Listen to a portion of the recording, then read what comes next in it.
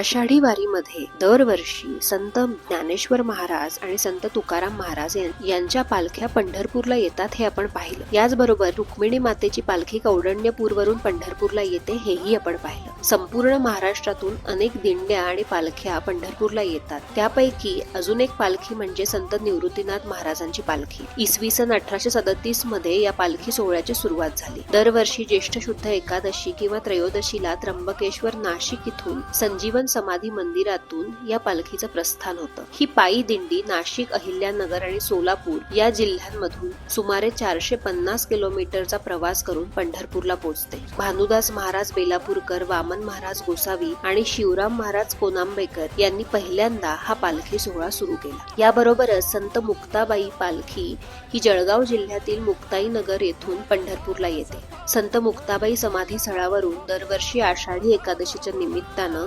वारकरी पंढरपूरकडे प्रस्थान करतात। 1794 पासून ही पालखी सुरू आहे। हा सोहळा महाराष्ट्रात सर्वात लांबचा पायी प्रवास करतो। वारकरी सुमारे 550 ते 600 किलोमीटरचं अंतर पायी चालून पूर्ण करतात। ही पालखी जळगाव, बुलढाणा, जालना, बीड, धाराशिव आणि सोलापूर या 6 जिल्ह्यातून प्रवास करून पंढरपूरला पोहोचते। आणखी कोणत्या पालख्या महाराष्ट्रातून पंढरपूरला येतात हे आपण बघूया पुढच्या भागात। धन्यवाद।